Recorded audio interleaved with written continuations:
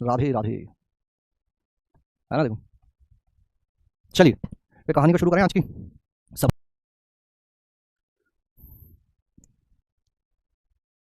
सम्मान करेंगे, इस चीज़ को थोड़ा अप्रिशिएट करेंगे कि हमें मौका मिल रहा है 11th से पढ़ने का, तो हम क्यों ना थोड़ा सा 11th की चीज़ें भी पढ़ लें। ठीक है, क्या बोलती जनता? चलो इसी बात पर कमेंट्स को ऑफ करते हैं, पहले पुरानी चीज़ों को चालू करते हैं, फिर नई चीज़ों की तरफ आगे बढ़ेंगे। ठीक है अच्छे दादा, की बोलची? एक तो ये, निम्न में से कौन से आरेखित लेखा चित्र यानी वही प्रतिचित्र फलन को प्रदर्शित करते हैं? मल्टीपल करेक्ट, पोल भेजता हूँ। 60 सेकंड शुड बी सफिशिएंट। बताओ, टंग टंग टंग टंग टंग, बताओ टंग टंग। ए बी सी डी, ए या बी या सी या डी, ए या बी या सी या डी, ए या बी या सी या डी।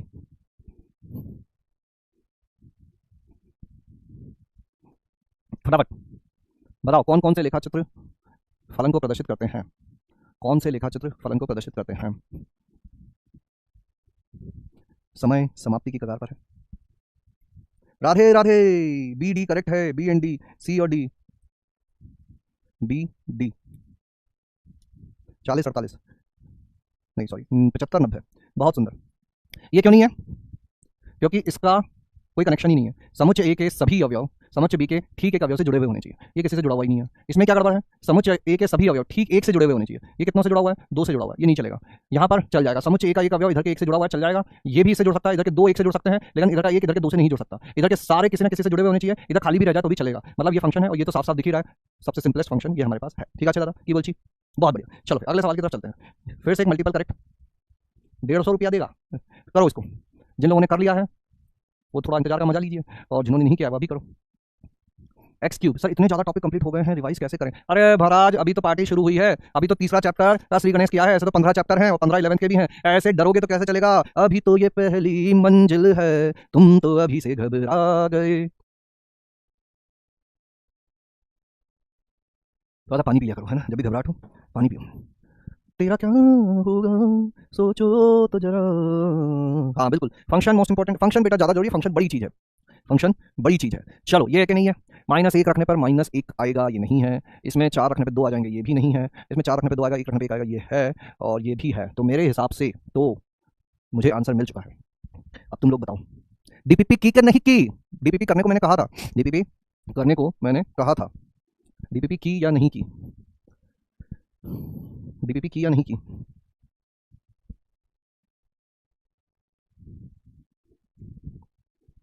आंसर जो है वो होगा, बताओ, आवरा का डावरा गिलीछू सीडी 73 71 20 30। देखो पहले वाले के साथ समस्या क्या है? ऑप्शन नंबर ए, हम क्या कर रहे हैं? क्यूब कर रहे हैं। F X equal to X cube, X equal to -1 लिखोगे, एफ ऑफ -1 क्या आ रहा है? -1 का क्यूब, जो कि -1 ही होता है। अब ये तो इधर है ही नहीं। कहने का तात्पर्य यह है कि -1 0 1, यहाँ है 0 1 2 3, -1 का क्यूब करोगे तो -1 आएगा। -1 कहाँ है? यहाँ तो कुछ है ही नहीं, यानी कि ये -1 तो बेचारा किसी से लिंक ही नहीं हो पाया, इसको तो -1 चाहिए, अर्थात यह फलन नहीं है, यह फलन नहीं है। दूसरे पे आता हूँ, एफ ये भी नहीं है, ये तो कल क्लास में अपन ने कर ही दिया था। इसमें क्या है? एक्स इक्वल टू 4 लिखोगे तो एफ ऑफ 4 यानी कि +-√4, +-√4 हो जाएगा 2, यानी कि 4 रखने पर 2 भी आ रहा है और 4 रखने पर -2 भी आ रहा है। तो ऐसे थोड़ी ना चलता है। 0 1 4 -2 -1 0 1 2, 4 रखने पे -2 भी आ जाए, 4 रखने पे 2 आ जाए, ऐसा तो हम लोग एक्सेप्ट नहीं कर सकते, फलन नहीं बोल सकते। इसमें कोई दिक्कत नहीं है। इसमें 4 रखने पे 2 आएगा, 1 रखने पे 1 आएगा, 0 रखने पे 0 आएगा। धनात्मक वालों से जुड़ा हुआ है। 4 रखने पे -2, 1 रखने पे -1 और 0 रखने पे 0 आएगा। ये भी 1 1 से जुड़ा हुआ है, इधर के सारे जुड़े हुए हैं, इधर के छूट जाए कोई दिक्कत की बात नहीं है। उत्तर हो जाएगा सी और डी। बताओ परिभाषा क्लियर है क्या? कितने लोगों को यह सवाल क्लियर है? क्लियर है क्या? सर क्या हाल है? मैं ठीक हूँ सुधीर वर्मा, बेटा आप कैसे हो? Already clear? Yes sir clear. सपना सैनी, शाशा अंजल ऑलरेडी क्लियर है, मंदाकिनी को भी क्लियर है, रोहित को भी क्लियर है, Anamika, Gaurav, Mohammed, Owais. No comments only study, और इस चीज को भी हमने कमेंट में लिख दिया। वाह वाह, 97%, गुड। चलिए अब अगली कहानी पे चलते हैं। फलन का प्रांत, सहप्रांत एवं परिसर। तो एक छोटा सा नन्हा मुन्ना सा टॉपिक है, ध्यान से सुन लोगे तो 2 मिनट में समझ में आ जाएगा। ठीक है, ज्यादा परेशान होने की जरूरत नहीं है। छोटा सा नन्हा सा मुन्ना सा प्यारा सा है ये टॉपिक। देखो एक फलन मैंने लिया ए से, समुच्चय ए से समुच्चय बी में परिभाषित एक फलन अपन ले रहे हैं। ठीक है, यहां लिखा हुआ मैंने 1 2 3 4, यहां लिखा हुआ है ए बी सी डी। और फलन कैसे बनाया मैंने? ध्यान से सुन लेना भैया, लिखने की जल्दी मत करना। जिसने लिखने की जल्दी की फिर अपन जिम्मेदार नहीं है। ठीक है, सवारी सामान की खुद जिम्मेदार है। इसको इससे जोड़ दिया, इसको इससे जोड़ दिया, इसको इससे जोड़ दिया, इसको इससे जोड़ दिया, तो ये फलन है। ठीक है, प्रांत क्या होता है? समुच्चय ए, ये प्रांत होता है। ठीक है, फिर सहप्रांत,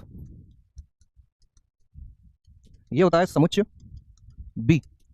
ठीक है, परिसर क्या होता है? तो परिसर वैसे तो हमको पता है कि जो जो यहाँ पे मिलता है, जो जो कनेक्टेड है वो परिसर होता है। ठीक है, जो जो कनेक्टेड है वो परिसर होता है, लेकिन इसको परिभाषा के रूप में गणितीय भाषा में कैसे लिखा जाता है, तो उसके लिए दो चीजें परिभाषित की गई है। प्रतिबिंब, एक चीज बोली गई है प्रतिबिंब। प्रतिबिंब क्या होता है कि कौन किससे कनेक्टेड है। यहाँ एक का प्रतिबिंब, एक का प्रतिबिंब क्या कहलाएगा? ए। ठीक है, दो का प्रतिबिंब बी, तीन का प्रतिबिंब सी, सी नहीं बी ही है जिससे वो कनेक्टेड है, और चार का प्रतिबिंब सी। है ना, समझ गए बात को? तो ये हो जाता है प्रतिबिंब। प्रतिबिंब सभी लोगों को समझ में आ गया होगा क्या होता है। तो परिसर क्या चीज होती है? परिसर होता है प्रतिबिंब का समुच्चय। जो जो प्रतिबिंब मिलेगा केवल उसको ले लेंगे। तो यहां प्रतिबिंब का समुच्चय क्या है? ए, बी और सी। बोलो हाँ। प्रांत को अंग्रेजी में क्या लिख लो अभी? प्रांत को अंग्रेजी में कहते हैं डोमेन, डोमेन। सह प्रांत को कहते हैं कोडोमेन, और परिसर को अंग्रेजी में कहते हैं रेंज। अभी जो परिसर है, जो प्रतिबिंबों का समुच्चय है, ये सदैव सह प्रांत के अंदर ही आएगा। हो सकता है छोटा हो सकता है बराबर हो, उससे बड़ा तो नहीं हो सकता, है ना। तो यहां पर हम लोग क्या कहते हैं? नोट नंबर 1, परिसर जो होता है वह सदैव सह प्रांत का उपसमुच्चय होता है। परिसर जो होता है वो सदैव सह प्रांत का उपसमुच्चय होता है। क्या होता है? सह प्रांत का उपसमुच्चय होता है। परिसर सदैव सह प्रांत का उपसमुच्चय होता है। उससे छोटा हो सकता है, उसके बराबर हो सकता है, उससे बड़ा नहीं हो सकता। और एक और चीज होती है पूर्व प्रतिबिंब। पूर्व प्रतिबिंब, ऐसी छोटी छोटी सी परिभाषाएं हैं, खुद ज्यादा परेशान नहीं होना। पूर्व प्रतिबिंब क्या होता है? ये रिवर्स। ए का पूर्व प्रतिबिंब क्या हो गया? ए का पूर्व प्रतिबिंब क्या हो गया? एक हो गया। बी का पूर्व प्रतिबिंब क्या होगा? दो भी होगा, वो तीन भी होगा, दो व तीन। और सी का पूर्व प्रतिबिंब चार होगा, और डी का कोई पूर्व प्रतिबिंब नहीं है। ठीक है, बताओ परिभाषाएं समझ में आ गई सभी लोगों को? सिंपल सिंपल परिभाषाएं समझ में आ गई होंगी, कोई दिक्कत कोई परेशानी? सिंपल सिंपल परिभाषाएं समझ में आ गई होगी, कोई दिक्कत कोई परेशानी?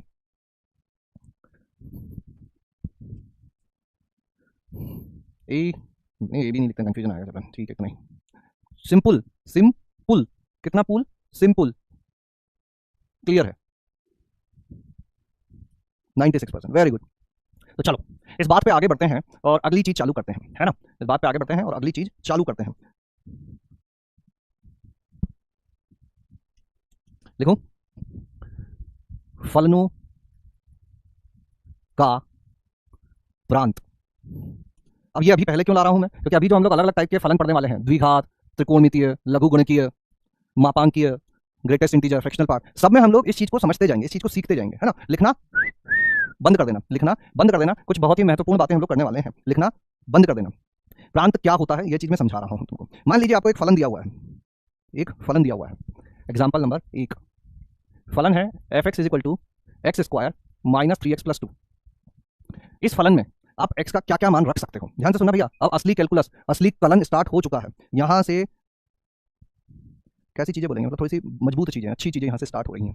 अब मैं पूछूं तुमसे कि इसमें x का क्या क्या मान रख सकते हैं, तो तुम क्या बोलोगे? बताओ, इसमें x का क्या क्या मान रख सकते हैं? x का क्या क्या मान यहां पर रख सकते हैं? बताओ, x का क्या क्या मान यहां पर रख सकते हैं? अरे एक और दो क्यों बोल रहे हो भाई? मैं बोल रहा हूँ यहाँ पे x का मैं क्या मान रखूँ? x = अगर 0 रख देंगे तो f(0) कितना आ जाएगा? 0 का वर्ग -3 × 0 + 2, यानी कि f(0) कितना हो जाएगा? 2 हो जाएगा।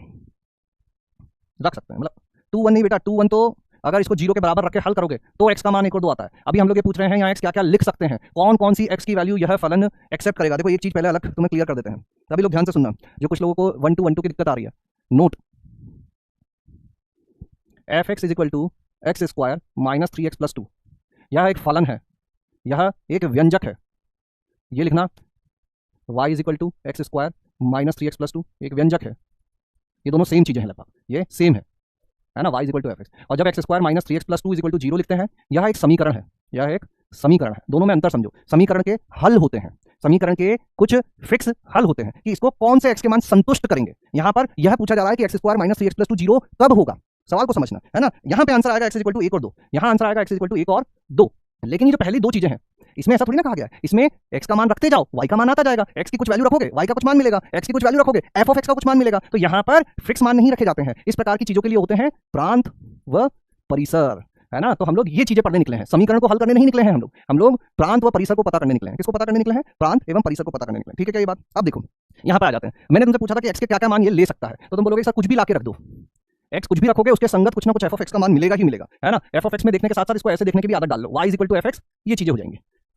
कहीं पे केवल ऐसे y भी लिख दिया जाए ना तो इसका मतलब यही है कि तुम fx की ही बात कर रहे हो। y और fx एक ही चीज है, y और fx एक ही चीज है। अच्छा इसमें बताओ कि x क्या क्या लिख सकते हैं, x क्या क्या इनपुट रख सकते हो, x का क्या क्या मान इस फलन में रखेंगे तो कुछ ना कुछ आउटपुट मिलता रहेगा, x का क्या क्या मान यहाँ पे रखेंगे तो कुछ ना कुछ आउटपुट मिलता रहेगा। बताओ इस दूसरे वाले के बारे में बात करते हैं, x का मैं क्या क्या मान रख सकता हूं ताकि कुछ ना कुछ आउटपुट मिलता रहेगा। सभी वास्तविक संख्याएं एक्सेप्ट 3। कुछ बच्चे बोल रहे हैं कि सर सभी वास्तविक संख्याएं रख लो 3 को छोड़कर, सभी वास्तविक संख्याएं एक्सेप्ट 3, क्योंकि 3 अगर रखोगे तो हर में 0 बन जाएगा और हर में 0 मतलब अपरिभाषित चीज होती है। बहुत बढ़िया, ये बातें मैं क्यों कर रहा हूं, मैं तुम्हें यह सिखाना चाहता हूं कि प्रांत क्या होता है, प्रांत की परिभाषा क्या होती है। तो प्रांत की क्या परिभाषा होती है, यहां प्रांत की परिभाषा लिखते हैं हम लोग, ये दोनों तो एग्जांपल लिख लिया अपन ने। अब बिंदु नंबर 1, किसी फलन का प्रांत फलन द्वारा एक्सेप्ट किए जा सकने वाले x के मानों का समुच्चय होता है। प्रांत क्या होता है, प्रांत ये होता है, प्रांत किसी फलन का प्रांत फलन द्वारा एक्सेप्ट किए जा सकने वाले x के मानों का समुच्चय होता है। अब बात ये आती है कि सर पता कैसे करेंगे कि प्रांत क्या है, पता कैसे करेंगे कि प्रांत क्या है। तो उसके लिए बहुत ही सिंपल कुछ नियम है, एक एक करके उन नियमों को हम लोग पढ़ते जाएंगे और प्रांत की चीजें आगे बढ़ाते जाएंगे, एक एक करके उन नियमों को हम लोग पढ़ते जाएंगे और प्रांत की चीजें आगे बढ़ाते जाएंगे। ठीक है, लिख लिया यहाँ तक सभी लोगों ने, परिभाषा क्लियर रहनी चाहिए सभी लोगों को। ठीक है, अब हम लोग लिखते हैं प्रांत ज्ञात करने के नियम। पहला, ध्यान से सुनते जाना, सभी बहुपद का प्रांत x बिलोंग्स टू r होता है। अब बहुपद क्या होते हैं, बहुपद अर्थात रेखीय, द्विघातीय, त्रिघातीय एटसेट्रा। रेखीय कैसा दिखता है, रेखीय फलन ऐसे दिखेंगे f(x = ax + b)। द्विघातीय कैसे दिखेंगे, f(x = ax² + bx + c)। त्रिघातीय कैसे दिखेंगे, f(x = ax³ + bx² + cx + d)।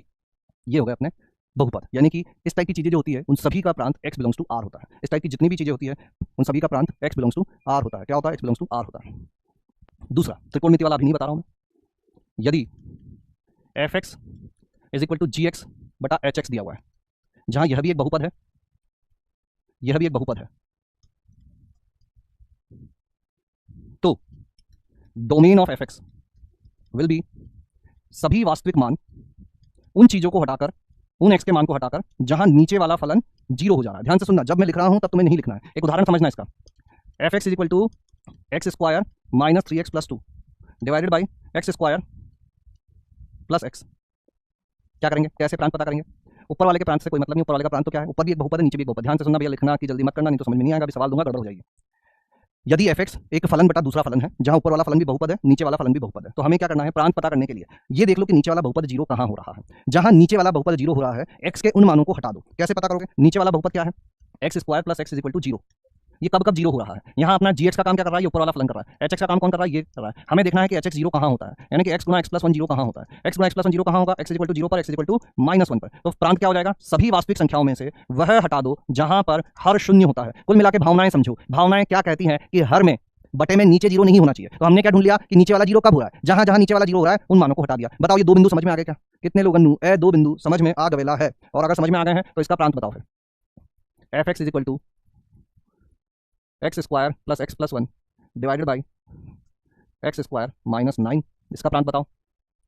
f(x = x² + 4x, x² + 4x divided by x⁴ - 81।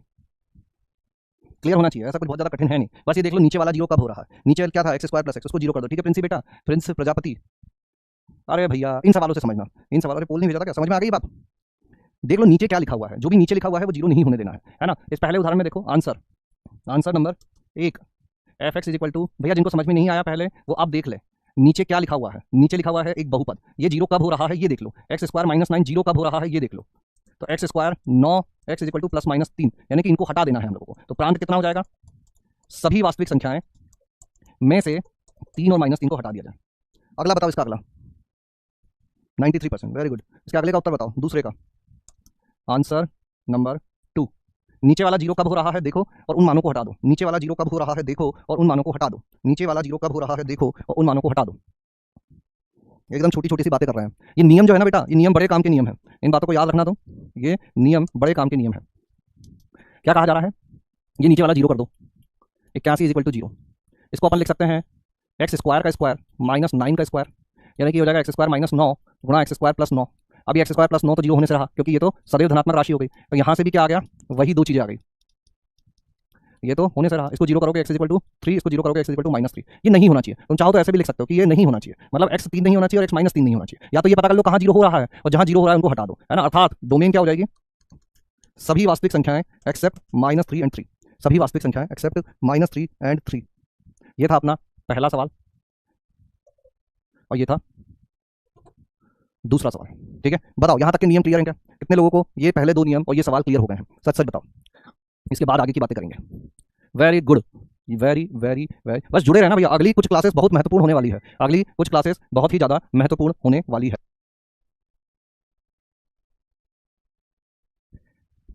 ये जो नियम लिख रहे हैं ना, ये नियम बार बार आएंगे, हर फलन में ये नियम आएंगे। ठीक है, प्रांत ज्ञात करने के नियम, ये बड़ा ही महत्वपूर्ण टॉपिक हम लोगों ने यहाँ पे शुरू किया है। इस टॉपिक की इज्जत करना तुम। ठीक है, अब आ जाते हैं अपन नियम नंबर 3 पर। 3, 4 और 5 ये एक साथ देखेंगे अपन। 3, 4 और 5। देखो, अगर कभी ऐसा दे दिया जाए F x is equal to log of, और यहां पर भी एक फलन लिखा हुआ है एच एक्स और यहां पर भी एक फलन लिखा हुआ है जी एक्स, ऐसा करते हैं एक एक करके ही समझते हैं। ठीक है, log of F X G X, basics समझा रहा हूं, अभी आगे जाके हम लोग लॉग डिटेल में भी पढ़ेंगे, अभी प्रांत बता रहा हूं इसलिए बता दे रहा हूं। तो यहां क्या करते हैं कि अगर डोमेन ऑफ एफ एक्स पता करनी है तो उसके लिए किस किस चीज को हल करना पड़ेगा? लॉग के अंदर लिखी हुई राशि कैसी होनी चाहिए? लॉग के अंदर लिखी हुई राशि धनात्मक होनी चाहिए, आधार में लिखी हुई राशि धनात्मक होनी चाहिए और आधार में लिखी हुई राशि एक नहीं होनी चाहिए। ये तीन बातों का ध्यान रखना है। अब ये तीनों को हल करके इन तीनों का ले लिया जाता है इंटरसेक्शन, यानी कि उभयनिष्ठ हिस्सा, यानी कि कॉमन पार्ट। इंटरसेक्शन उभयनिष्ठ हिस्सा यानी कि कॉमन पार्ट। इसका जो उत्तर आएगा वही इस फलन का प्रांत होगा। एक एग्जांपल समझाता हूं, ध्यान से सुनना। जैसे कि मान लीजिए हम लोगों को दिया हुआ है F x is equal to log of X, और यहां लिख दिया गया है एक्स प्लस 1, एक्स और एक्स प्लस 2 कर देते हैं, ऐसा कर देते हैं। ठीक है, अब देखो प्रांत अगर पता करना है तो तीन चीजों को हल करना है। लॉग के अंदर लिखी हुई राशि, लॉग के अंदर लिखी हुई राशि, यहां तुलना करोगे अगर इसकी F x is equal to log, और यहां लिखा हुआ है जी ऑफ एक्स और यहां लिखा हुआ है H of X. G of X की जगह क्या लिखा हुआ है? एक्स आधार, और यहां क्या लिखा हुआ है? H x x minus 2। अर्थात एच एक्स, सबसे पहली चीज क्या होना चाहिए? H x should be greater than 0। Log के अंदर लिखी हुई राशि 0 से बड़ी होनी चाहिए। अब इसको कैसे हल करते हैं अपन? एक्स ग्रेटर देन 2 होना चाहिए। एक्स ग्रेटर देन 2 मतलब संख्या रेखा पर 2 लिखोगे, ये सारी बातें हम वेवी कर्व के आने लग जाएंगी, जो कि मैं बता रहा था तुमको कि भैया थोड़ा थोड़ा वेवी कर्व पढ़ते रहना, जो कि मैं बोल रहा था थोड़ा थोड़ा वेवी कर्व पढ़ते रहना, तो वो अब हल्का हल्का आने लग गया। अभी भी हल्का हल्का ही आएगा, समय अभी भी है। ठीक है, अभी भी देर नहीं हुई है। अनंत माइनस अनंत, एक्स 2 से बड़ा है, बड़ा है मतलब इस तरफ की चीजें, क्या बराबर का चिन्ह है? नहीं है, तो खुला अंतराल, तो इसमें क्या लिखेंगे हम लोग? एक्स 2 से अनंत होगा, पहला वाला हिस्सा हो गया। दूसरा g x greater than 0, g x की जगह क्या लिखा हुआ है? G x should be greater than 0, यानी कि x should be greater than 0। X should be greater than 0 यानी कि कहां से कहां तक? 0 से लेकर अनंत तक, फिर से बराबर का चिन्ह नहीं है तो हम लोग लिखेंगे 0 से लेकर अनंत तक। तीसरी चीज, जी एक्स 1 भी नहीं होना चाहिए, g x should not be equal to 1, यानी कि एक्स जो है वो 1 भी नहीं होना चाहिए। अब इंटरसेक्शन लेना थोड़ी देर में सिखाता हूं, पहले अभी तक की जो बातें करी हैं वो समझ में आई कि नहीं आई? कि log of h x to the base g x, log में एक चीज यहां लिखी हुई होती है, एक चीज यहां लिखी हुई होती है। लॉग में दो चीजें होती है, एक संख्या एक आधार। ये वाली चीज को संख्या बोलते हैं, इस चीज को आधार बोलते हैं। यहां लिखी हुई चीज धनात्मक होनी चाहिए एच एक्स, आधार में लिखी हुई चीज धनात्मक होनी चाहिए, आधार 1 नहीं होना चाहिए। इस सवाल की तुलना हमने इसके साथ की, एच एक्स की जगह एक्स माइनस 2 है, जी एक्स की जगह एक्स है, एक्स माइनस 2 धनात्मक होना चाहिए, एक्स 2 से बड़ा होना चाहिए, 2 से बड़ा एक्स ग्रेटर देन 0, एक्स को शामिल करना है नहीं करना है, जी एक्स 1 नहीं होना चाहिए। क्या इतनी बात क्लियर है? क्या इतनी बात क्लियर है? फिर इंटरसेक्शन लेना सिखाते हैं तुमको। इंटरसेक्शन मतलब उभयनिष्ठ, तीनों में क्या पार्ट कॉमन है? तीनों में क्या पार्ट कॉमन है? क्या क्या पार्ट अपने पास आए हैं? 3 हिस्से, 2 से अनंत, 0 से अनंत और 1 नहीं होना चाहिए। आता है तो फिर पढ़ने की क्या जरूरत है बेटा? आता है तो फिर वापस से पढ़ने की जरूरत नहीं है। सिंपल सिंपल चीजें हैं, अननेसेसरी हवा मत बनाना किसी भी चीज का, एकदम बेसिक्स है और बेसिक्स से ही पढ़ा रहा हूं। एक एक नियम अलग अलग पढ़ेंगे हम लोग। पहले हमने परिमेय का पढ़ा, बहुपद का पढ़ा, फिर परिमेय का पढ़ा, अब लॉग का पढ़ रहे हैं। 93% को ये बात क्लियर है, वेरी गुड, बहुत बढ़िया बात है। अब उभयनिष्ठ कैसे लिया जाता है? एक तो ये समीकरण है, समीकरण नंबर 1, यह है समीकरण नंबर 2 और यह है समीकरण नंबर 3। तो उभयनिष्ठ मतलब कॉमन पार्ट। कॉमन पार्ट कैसे बनाएं? तो अगर तुम्हें दिख रहा है ये 0 से अनंत जा रहा है, ये 2 से अनंत जा रहा है, इन दोनों का उभयनिष्ठ लोगे 2 से अनंत आएगा। अगर दिख रहा है तो अच्छी बात है, नहीं अगर दिख रहा है तो फिर हमारी हल करेगी संख्या रेखा। संख्या रेखा पर दोनों अंतरालों को बनाओ, संख्या रेखा पर दोनों अंतरालों को बनाओ। पहला अंतराल क्या है? 2 से अनंत, है ना। 2 यहां कहीं मार्क कर देता हूं, ये 0 और 1, एक तो इधर आएगा 0 और 1, है ना। पहला अंतराल क्या कह रहा है? 2 से अनंत 2 को शामिल नहीं करना है, 2 से अनंत 2 को शामिल नहीं करना है। दूसरा अंतराल क्या कह रहा है, 0 से अनंत 0 को शामिल नहीं करना है। और तीसरा अंतराल कह रहा है कि बस एक मत लेना, तो उसको मैं बाद में देखता हूं, है ना, एक नहीं लेना है। तो पहले 2 के उभयनिष्ठ से, पहले 2 के इंटरसेक्शन से जो अंतराल मिलेगा, अगर उसमें एक हुआ तो उसको हटा देंगे, अगर उसमें एक नहीं हुआ तो फिर तो कोई दिक्कत की बात ही नहीं है। तो इन दोनों का उभयनिष्ठ कैसे लेंगे, संख्या रेखा पे देखो उभयनिष्ठ हिस्सा क्या है, तो उभयनिष्ठ हिस्सा क्या आ रहा है, इधर तो अनंत तक जा रहा है, इधर कहां तक है, 2 तक है, मतलब 2 से अनंत उभयनिष्ठ हिस्सा है। अनंत पे सदैव खुला अंतराल लगता है, इस पे खुला आएगा या बंद आएगा, तो देखो अगर दोनों तरफ से 2 शामिल हो तो ही बंद आएगा। इसमें तो 2 है लेकिन इसमें नहीं है, तो यहाँ खुला अंतराल आ जाएगा। तो x का मान आया यह, जब हम लोग पहले और दूसरे अंतराल का उभयनिष्ठ लिए तो x का मान ये आया। अब हमको इसकी भी चिंता करनी है। ये क्या कह रहा है बेचारा, ये कह रहा है कि x को 1 मत होने देना। क्या इसमें 1 है, क्या इसमें 1 है, नहीं है, तो फिर चिंता की बात ही नहीं है। मान लो ये अंतराल ऐसा आ जाता कि 0 से अनंत आ जाता, तो फिर हमें 1 हटाना पड़ता है ना। अतः इसको ऐसा लिख दें कि 2 से अनंत में से 1 हटा दो। अब 1 हटाना क्या, उसमें है ही नहीं, या सीधा सीधा इसको क्या लिख सकते हैं अपन, 2 से अनंत। तो आंसर क्या हो जाएगा अपना कि डोमेन ऑफ fx जो फलन है इसका प्रांत हो जाएगा 2 से लेकर अनंत। बताओ क्या ये बात समझ में आ गई है, कितने लोगों को ये बात समझ में आ गई, फटाफट बता दो, कितने लोगों को ये बात समझ में आ गई है, कितने लोगों को यह बात समझ में आ गई है, कितने लोगों को यह बात समझ में आ गई है।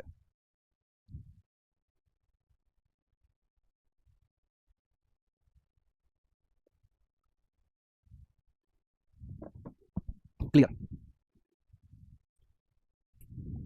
93%, वेरी गुड। अब एक सवाल देता हूं मैं तुमको, वो करने की कोशिश करो। सिंपल सा सवाल दे रहा हूं, ज्यादा कठिन नहीं दे रहा हूं। F x is equal to log, यहां मैंने लिख दिया एक्स क्यूब माइनस एक्स, और यहां लिख दिया 10, है ना, आधार में मैंने वेरिएबल रखा ही नहीं। तो इसका प्रांत बताओ तुम क्या होगा। ऑप्शंस देता हूं मैं, एक्स बिलोंगिंग टू माइनस अनंत से -1 यूनियन 0 से 1, -1 से 0 यूनियन 1 से अनंत, -1 से 0 यूनियन 1 से अनंत, -10 10 से अनंत।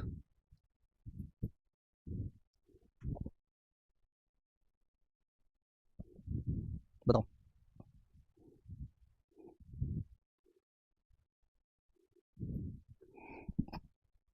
एक पोल भेजते हैं 150 सेकंड का, शांति से भैया प्लीज रिपीट कर दीजिए ये क्वेश्चन, क्या दिक्कत है बताओ इसमें। इस सवाल से समझना, इस सवाल से समझना, इस सवाल से समझना।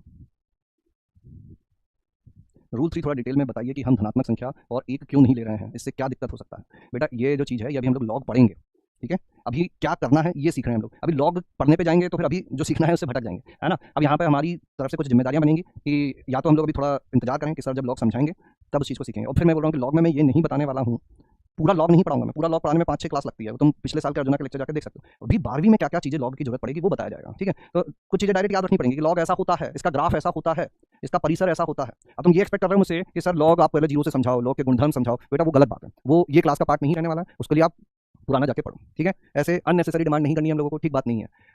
आप आईजी यूज़ नहीं करते क्या, मैंने लोग के बारे में कुछ बात पूछी थी, अच्छा देखते हैं। 2 सवाल नहीं आया है, बता दो। इंटरसेक्शन सर सभी अवयवों को एक लाइन में लिख दो, वेरी गुड गोविंद। सर संगम गुप्ता हूँ, प्लीज नाम लेकर आशीर्वाद दे दीजिए, जीते रहो बेटा। वॉइस सही नहीं आ रहा है, पढ़ते हो तो मजा आता है, वेरी गुड। तो क्या आंसर आ रहा है, क्या आंसर आ रहा है, ए बी सी डी, बताओ। आंसर है बी, 32 बढ़ेगा क्या ये, देखो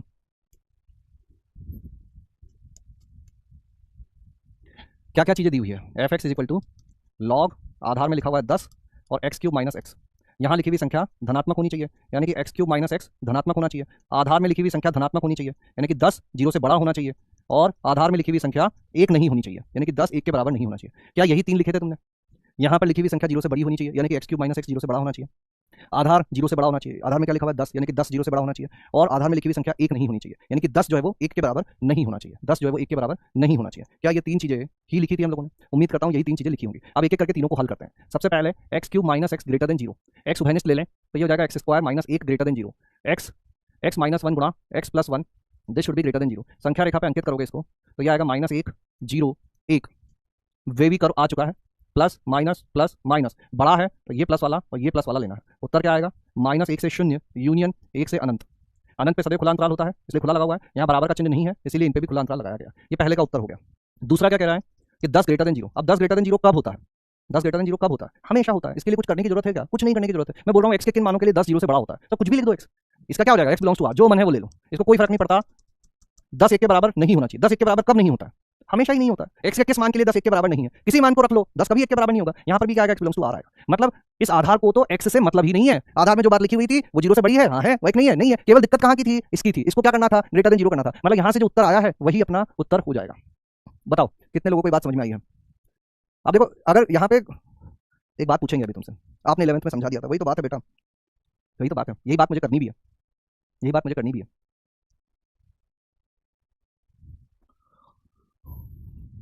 ऑल क्लियर, 90%, गुड। देखो बहुत सारे बच्चों ने 11th में बेसिक मैथ्स नहीं पढ़ा है ना।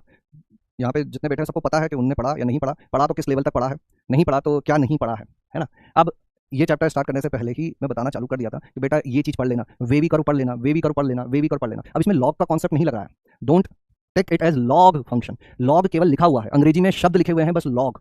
ये वेवी कर्व का ही सवाल है। क्या बात बस याद रखनी है तुम लोगों को कि जब लॉग में यहां फलन और यहां फलन लिखा होता है तो इस फलन को ग्रेटर देन 0 करना है, इसको ग्रेटर देन 0 करना है, इसको 1 नहीं करना है। अब ये क्यों नहीं करना है, ऐसा ही क्यों होता है, इसके लिए भूतकाल में जाना पड़ेगा, लॉग पूरा पढ़ना पड़ेगा। मेरा उद्देश्य 12वीं में क्या चीजें तुम्हारे काम की है उसको क्लास में मैं बताऊंगा। 11वीं का रिवीजन जब करवाऊंगा तब करवाऊंगा, हो सकता है उसके लिए मैं अलग क्लास लूं, अलग सेशन लूं, जो करना है वो करना पड़ेगा। अभी हमें 12वीं में बोर्ड्स भी देना है, जेई मेंस भी देना है। अगर अभी मैं 11th का लॉग लेके पूरा यहाँ बैठ जाऊंगा तो हम लोग कहां पहुंच जाएंगे, जो मुद्दे से हम लोग भटक जाएंगे, जो पढ़ना है उससे भटक जाएंगे। अब हम बोल रहे हैं नहीं समझ में आया, नहीं समझ में आया, तो इसके लिए हमने खुद ने क्या कदम उठाया, क्या हमने हमारी जिम्मेदारी समझते हुए पुराना पढ़ने की कोशिश की।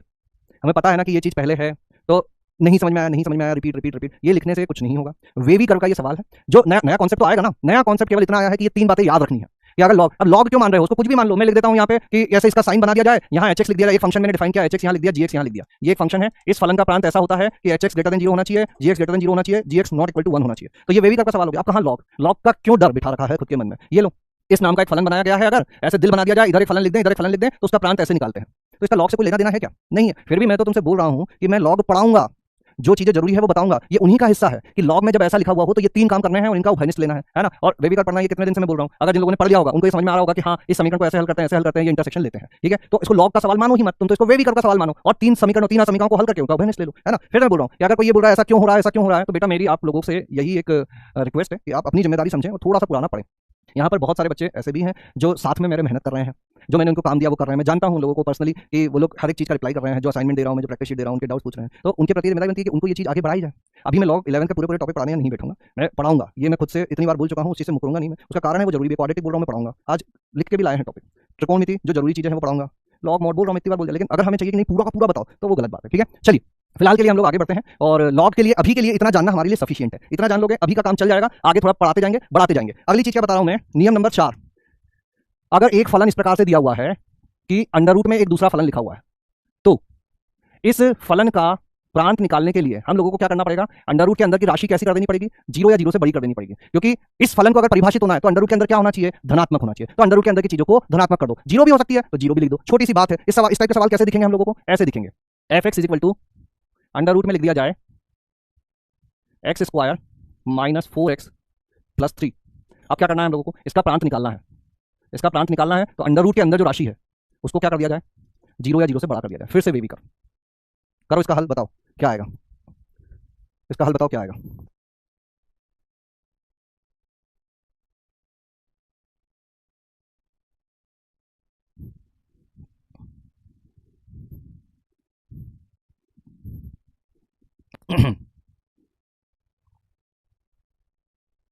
बेटा अंतराल में बताओ, अंतराल के रूप में इसके गुणनखंड क्या होंगे, x माइनस 1 गुणा x minus 3, 1 3 plus minus plus, बड़ा चाहिए यानी कि ये हिस्सा या ये हिस्सा, माइनस अनंत से 1 और 3 से अनंत। अनंत पर सदैव खुला अंतराल लगता है, बराबर का चिन्ह है तो यहाँ पर ये लगा दोगे, ये आ जाएगा अपना x। क्या यही आंसर आ रहा है तुम्हारा भी, क्या यही आंसर है। हाँ नितेश ने सही लिख दिया है, बस कोष्टक गलत लगा दिया है। कोष्टक बड़ा कोष्टक लगेगा, 1 और 3 पर बड़ा कोष्टक लगेगा। दीपक ने सही लिख दिया है, नहीं कोष्टक गलत लगाया दीपक ने भी। अनंत पर बड़ा कोष्टक नहीं लगेगा, अनंत पे छोटा लगेगा, 1 और 3 पे बड़ा लगेगा। क्योंकि यहाँ बराबर का चिन्ह है इसलिए 1 और 3 पे ये वाला कोष्टक लगेगा। 91%, वेरी गुड। एक और सवाल देते हैं।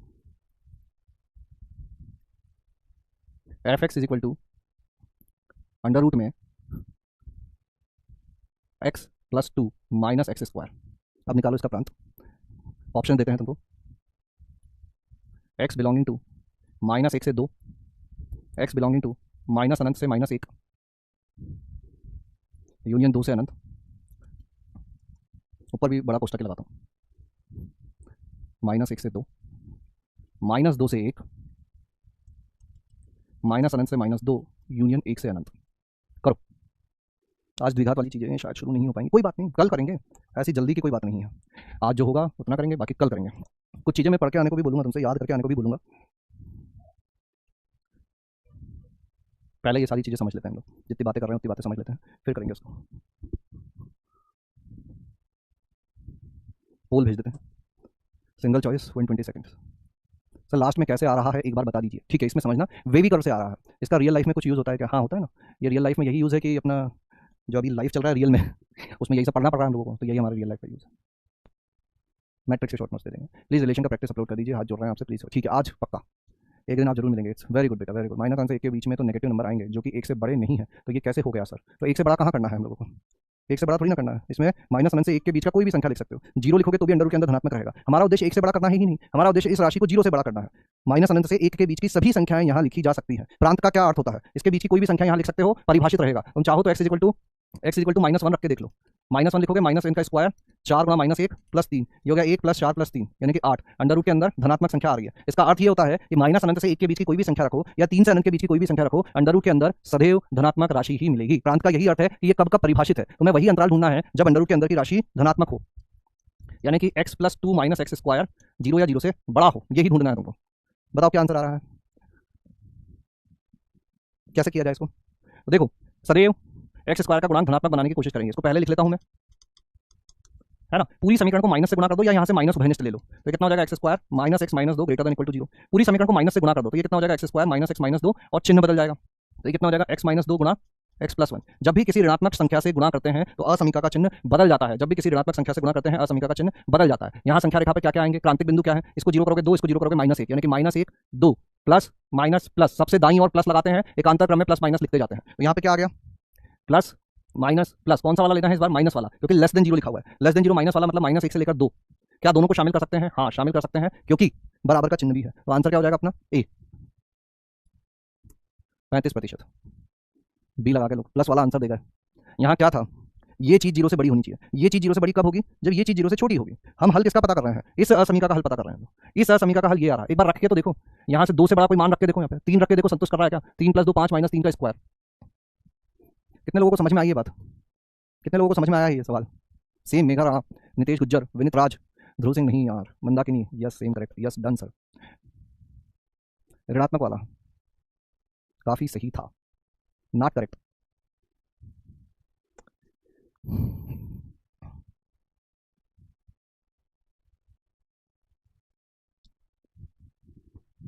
All clear. 89। ये पता चल गया मुझे, ये पाप जो है वो फलन के नहीं है। कोई भी जो है ना मुझे इसके लिए दोष नहीं देगा। ये समझ में नहीं आया, इसमें मेरा दोष नहीं है, इसमें तुम्हारा दोष है।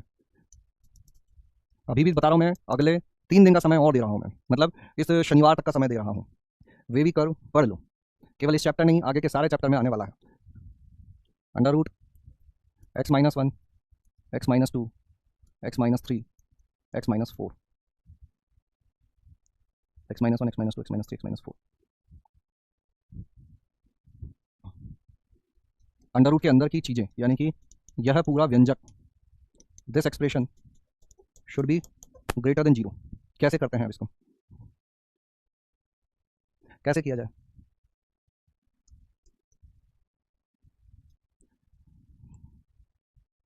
क्रांतिक बिंदु क्या क्या है इसमें? 1 2 3 4, 1 2 3 4। सबसे राइट मोस्ट साइड पे plus minus plus minus plus. कौन सा वाला चाहिए? धनात्मक वाला, यानी कौन कौन सा हिस्सा? ये और ये। बताओ क्या आंसर होगा? सर पीछे में 4 गया कहाँ? कौन सा 4? अरे महाराज गुणनखंड कर दिया, गुणनखंड। ये कहाँ चल रहे हो तुम? कौन सी लाइन में आ गए हो? अरे गुणनखंड करना सीख जाओ। क्यों योगेश सिंह?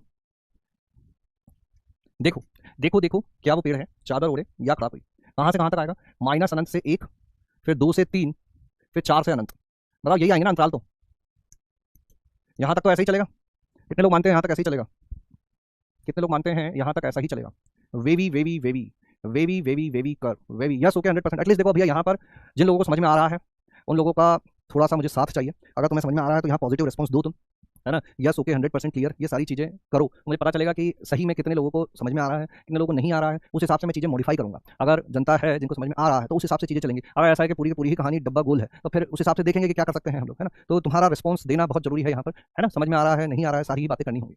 अब ऐसी सिचुएशन में अगर तुम्हें वेवी कर पता हो तो हम क्या करते हैं, जो अंश के क्रांतिक बिंदु होते हैं, बराबर का चिन्ह है, बराबर का चिन्ह मतलब बंद अंतराल आना चाहिए, बराबर का चिन्ह मतलब बंद अंतराल आना चाहिए। लेकिन ये बंद अंतराल कहाँ आता है, अंश वालों पर आता है। अंश में एक है तो इस पे बंद अंतराल आएगा और दो पे बंद अंतराल आएगा। जो क्रांतिक बिंदु हर में होते हैं उन पर सदैव खुला अंतराल आता है, जो क्रांतिक बिंदु हर में होते हैं उन पर सदैव खुला अंतराल आता है। तो आंसर ये होगा, बराबर है यहाँ पर, लेकिन ये बराबर का चिन्ह केवल अंश में लिखे हुए क्रांतिक बिंदुओं को प्रभावित करता है। हर में जीरो नहीं हो सकता, इसलिए हर का क्रांतिक बिंदु नहीं ले सकते। एक्स इक्वल टू 3 होने दे सकते हो क्या, नहीं होने दे सकते हो। ठीक है, बताओ 92%। अभी ये कितने लोगों को समझ में आया है भाई, कितने लोगों को अभी समझ में आया कि हाँ सर ऐसा कुछ कुछ याद तो है। क्रांतिक बिंदु, अल्टरनेट प्लस माइनस और ये सारी चीजें हम लोग करा करते थे। ठीक है, 4 भी है क्या इसमें, हाँ बिल्कुल, very good, very very very good, यही चाहिए मुझे तुम लोगों से, है ना। अब जरूरत आन पड़ी, श्यामा आन बसो वृंदावन में, मेरी उम्र बीत रही गोकुल में, x-3 का क्यूब बटे x+2 का स्क्वायर और x की घात 4। ठीक है, ये वाला सवाल करो, ये वाला सवाल करो। कितने नियम पढ़ लिए हमने, 1 2 3 4 नियम पढ़ लेंगे, चौथे पे भी डब्बा बना देता हूं मैं। नियम नंबर 4, ये याद रखना बेटा, नियम ये बहुत जरूरी चीजें हैं। यहां पर क्या करना है हम लोगों को, अंडर रूट के अंदर जो भी लिखा हुआ है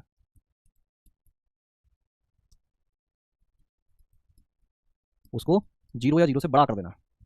ठीक है, अच्छा क्रांतिक बिंदु कैसे पता करते हैं, एक एक गुणनखंड को जीरो के बराबर करते हैं। तो यहाँ पर इसको जीरो के बराबर करोगे x+1 को, तो x+1 को जीरो के बराबर करोगे -1 आएगा, इसको जीरो के बराबर करोगे -2 आएगा। अलग से ही लिख देता हूँ, x+1 को जीरो के बराबर किया, x इज इक्वल टू -1 आ गया, x+2 को जीरो के बराबर किया, x इज इक्वल टू -2 आ गया, x-3 को जीरो के बराबर किया, x इज इक्वल टू 3 आ गया, और x को जीरो के बराबर किया तो x इक्वल टू 0 ही आ गया। इन चारों को संख्या रेखा पे, चारों को संख्या रेखा पे मार्क कर देते हैं। क्या क्या है, सबसे छोटा कौन है, -2, फिर -1, फिर 0 और फिर 3। अब यहाँ पे इस तरफ प्लस लगा दिया मैंने। थोड़ी सी इंटरेस्टिंग चीज आती है। अच्छा पहले बताओ कि यही आ रहा है ना, क्रम तो यही आ रहा है। कितने लोगों का क्रांतिक बिंदु यहाँ तक तो सेम है, कितने लोगों का यहाँ तक तो सेम है, बताओ फटाफट बताओ कितने लोगों का यहाँ तक तो सेम है।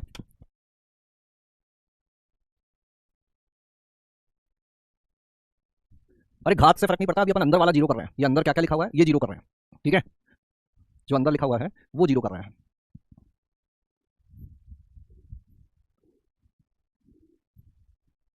एटी 8% को,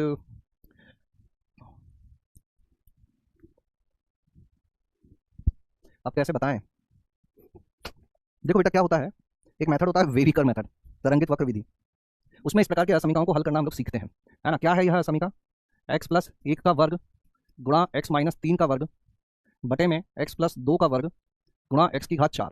जो भी राशि अंडर रूट के अंदर लिखी हुई होती है, जो भी राशि अंडर रूट के अंदर लिखी हुई होती है उसको हम जीरो या जीरो से बड़ा कर देते हैं। यही चीज अभी हमने यहाँ सीखी थी कि एक फलन अगर अंडर रूट के अंदर दूसरा फलन लिखा हुआ है तो जो भी अंडर रूट के अंदर लिखा हुआ है उसको जीरो या जीरो से बड़ा कर दो। तो यहाँ पे भी हमने इसको जीरो या जीरो से बड़ा कर दिया।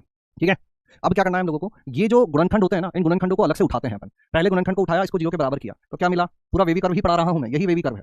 दूसरा गुणनखंड उठाया, जीरो के बराबर किया, क्या मिला, x इक्वल टू 3। तीसरा गुणनखंड उठाया, जीरो के बराबर किया, -2, और इसको जीरो के बराबर किया, x इक्वल टू 0 का 0 दे देगा। ये होते हैं अपने क्रांतिक बिंदु। गुणनखंडों को जीरो के बराबर करते हैं तो जो मिलता है वो होता है क्रांतिक बिंदु। अब इस क्रांतिक बिंदु को हम लोग संख्या रेखा पर मार्क करते हैं। तो संख्या रेखा पर सबसे छोटा कौन होता है, -2 इन चारों में, फिर उसके बाद -1, उसके बाद 0, उसके बाद 3। अगर यहाँ पे भी दिक्कत है बेटा तो ये तो थोड़ा सा हम लोगों को समझना पड़ेगा कि क्रम क्या होता है, -, -2 ये। ठीक है, अब यहाँ पर एक नई चीज आएगी। अभी तक मैं क्या बोल रहा था, अल्टरनेट प्लस माइनस लगा दो, है ना, अल्टरनेट प्लस माइनस लगा दो। इसका कहाँ गया ये, अल्टरनेट प्लस माइनस लगा दो। लेकिन ये अल्टरनेट प्लस माइनस ऐसे ही नहीं लगाया जाता है, इसके पीछे भी एक नियम होता है। ध्यान से सुनना, जिम्मेदारी तुम्हारी बढ़ जाएगी, सीखना तुम्हारी जिम्मेदारी है ना, सिखाना मेरी है, उससे ज्यादा जिम्मेदारी तुम्हारी है। राइट मोस्ट साइड पे सबसे बाईं ओर तो हमेशा प्लस ही लगाना होता है। फिर चिन्ह बदलना है या नहीं बदलना है वो इस 3 पे निर्भर करेगा। ये 3 कहां से आया था, x-3 से आया था। x-3 वाले के पास जाओ, x-3 वाले की घात कितनी है, 3 है। x-3 वाले की घात कितनी है, 3 है। 3 एक विषम संख्या है, अगर किसी गुणनखंड की घात विषम होती है तो उस पर चिन्ह बदलता है, तो इस पर चिन्ह बदलेगा। फिर 0 पे आए, 0 कहां है, x इक्वल टू 0 से आया, ये रहा x, इसकी घात क्या है, सम है, तो सम है तो चिन्ह नहीं बदलता है। -1 कहां से आया, x+1 से आया, x+1 की घात क्या है, 2 है, 2 सम है, चिन्ह नहीं बदलेगा। -2 कहां से आया, यहां से आया, इसकी घात कितनी है, 2, 2 सम है, चिन्ह नहीं बदलेगा। यहां पर चिन्ह क्यों बदल जा रहा था, सबकी घात कितनी थी, 1 1 1 1, सारी घातें विषम है तो सब पे चिन्ह बदलेगा। यहां चिन्ह क्यों बदल जा रहा था, घातें कितनी थी, 1 1, विषम थी, चिन्ह बदल जा रहा था। समझ गया क्या इस बात को। अब हमको क्या चाहिए, ग्रेटर देन वाला चाहिए। तो ग्रेटर देन वाला क्या है, ग्रेटर देन वाला यह हिस्सा है। तो अपना उत्तर क्या हो जाएगा, अपना उत्तर हो जाएगा x बिलोंगिंग टू 3 से अनंत। अनंत को शामिल नहीं करते हैं, 3 कहां लिखा हुआ है, 3 अंश में लिखा हुआ है, बराबर का चिन्ह है, अंश में लिखा हुआ है तो इसको शामिल कर लेंगे, है ना। क्या यही उत्तर है, कितने लोगों को समझ में आ गई ये बात, कितने लोगों को समझ में आ गई बात। इसीलिए ना मैं चिल्ला चिल्ला के पागल हो गया था कि पढ़ लो रे दादा, पढ़ लो, लेकिन राज की बातें राज की रह गई। चलो कोई बात नहीं है, चलो कोई बात नहीं, अभी पढ़ लेना, नहीं तो मैं ही पढ़ाऊंगा फिर, और क्या करूंगा, और क्या ही करेंगे। 93% याद तो आ रही है धीरे धीरे चीजें। अब एक राज की बात बताते हैं तुमको, ये उत्तर पूरा नहीं है, इसमें एक कमी रह गई, इसमें एक कमी रह गई। अगर किसी ने अभी पढ़ा है या पहले पढ़ा है तो याद करो कि हमें हर क्रांतिक बिंदु की जांच करनी होती है। जो क्रांतिक बिंदु हर में लिखे हुए हैं उनको तो हम कभी शामिल नहीं करते, मतलब इसको और इसको तो शामिल नहीं करना है, जी जीरो को, इसको और इसको तो शामिल नहीं करना है। हर क्रांतिक बिंदु की जांच की जानी चाहिए। 3 की तो जांच हो गई, 3 रख सकते हैं या नहीं रख सकते, इन सबको कौन जांचेगा? जीरो, जीरो कहां है? हर में है, उसको शामिल नहीं कर सकते। -2 कहां से आया है? हर से आया है, उसको शामिल नहीं कर सकते। लेकिन देखो अगर मैं -1 यहां रखूंगा तो -1 रखोगे तो जीरो बन जाएगा, ये तो zero is greater than equal to zero. Zero तो कहां है? अंश में है, तो उसको तो शामिल किया जा सकता है। तो ये बात याद रखना कि प्रत्येक क्रांतिक बिंदु की जांच की जानी चाहिए। क्या होना चाहिए? प्रत्येक क्रांतिक बिंदु की जांच की जानी चाहिए। इसीलिए zero zero sorry sorry sorry sorry zero नहीं, -1, तो -1 भी इसका हिस्सा होगा। बताओ अब क्या, कुछ आगे बड़ी बात? हाँ प्रशांत अवस्थी, रॉन्ग रॉन्ग मत लिखा करो। हाँ -1 कर दिया है, -1 कर दिया है। Okay okay okay okay okay okay okay okay okay. Wrong army आ चुकी है, क्योंकि डोंग कभी रॉन्ग नहीं होता। ठीक है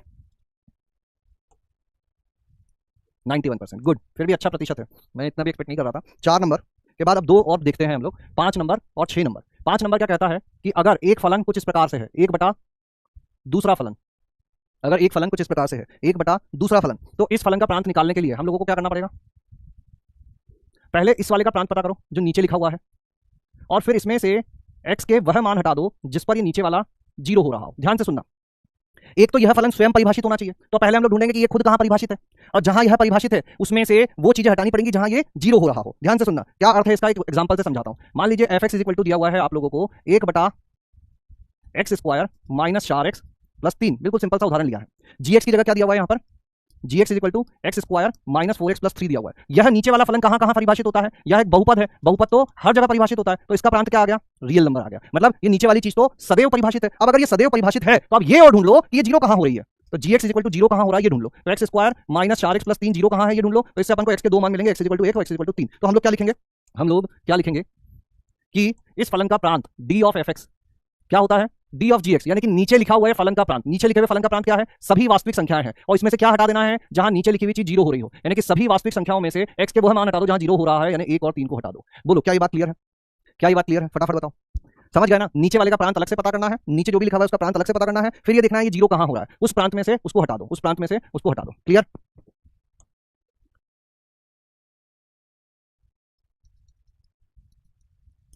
जैसे 1/2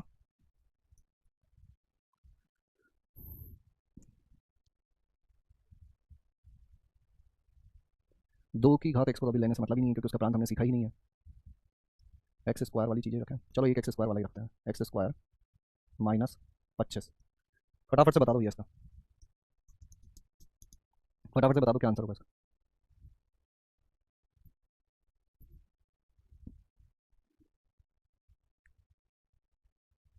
इसका आंसर बताओ। अब देखो इतना मेहनत करने की जरूरत नहीं, पहले इसको देखो ये कहां परिभाषित है। x² - 25, x² - 25, यहाँ gx की जगह क्या लिखा हुआ है? x² - 25, जो कि एक बहुपद है, तो ये कहां परिभाषित है? ये तो सदैव परिभाषित है, इसका तो प्रांत r है। तो आप देख लो gx जीरो कहां हो रहा है, यानी x² - 25 जीरो कहां हो रहा है? x इज इक्वल टू +-5 पर। तो हम लोग क्या कह देंगे? डोमेन ऑफ fx क्या होगा? सभी वास्तविक संख्याओं में से +5 और -5 को हटा दिया जाए। Very good, very good. अब देखो कुछ बातें मैं बता रहा हूं तुमको, ये याद कर लेना, अगर नहीं पता है तो। लॉग किसी भी आधार पर 1 का लिया जाए वह जीरो ही होता है। अगर log ax is equal to log of a y, तो इसका अर्थ होता है कि x is equal to y होगा। अगर ऐसा लिखा हुआ है 2 की घात x या e की घात x is equal to e की घात y, इसका अर्थ होता है, या इसको छोड़ देते हैं एक्सपोनेंशियल, पहले लॉग वालों की बातें करते हैं अपन। लॉग ए अगर इसकी कुछ घात होती है तो वो आगे आ जाया करती है। या छोड़ो पहले ये 2 ऊपर वाले कर लो तुम, तो वही बहुत है। ये बस इतना याद रख लो, किसी पे भी बात करेंगे तो इतना होगा, और फिर बाकी लॉग पढ़ेंगे तब डिटेल में जानेंगे। आज के लिए कहानी को यहीं पर रोकता हूँ मैं, है ना। फिर से मेरी हाथ जोड़कर आप सभी से विनम्र निवेदन है, विनती है कि भैया अगर तुम खुद का भला करना चाहते हो, एक कहावत है, God help those who help themselves, भगवान उनकी मदद करते हैं जो स्वयं की मदद करते हैं। वो कहानी तो सुनी होगी ना, एक आदमी बाढ़ में फंस जाता है, उसके पास एक कुछ लोग नाव लेकर आते हैं कि भैया चलो हमारे साथ, वो बोलता है कि अरे नहीं, मेरे तो मुझे भगवान बचाएंगे। फिर उसके बाद बाढ़ का लेवल और बढ़ जाता है, ठीक है, तो जो अपने नौ सैनिक होते हैं वो पूछते हैं कि भैया चलो हमारे साथ, तो लेकिन नहीं, मुझे तो अपने भगवान बचाएंगे।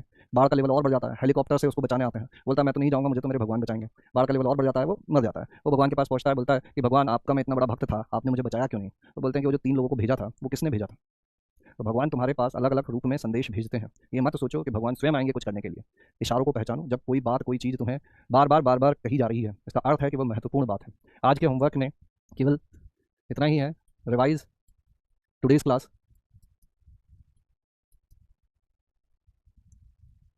रिवाइज वेवी कर्व, तरंगित वक्र विधि। पढ़ लोगे तो भला हो जाएगा, नहीं पढ़ोगे तो क्या, फिर चलेगी, चलती रहेंगी चीज़ें, है ना। और कुछ नहीं करना है, कोई डीपीपी अभी नहीं करनी है, ओनली टिल DPP 2,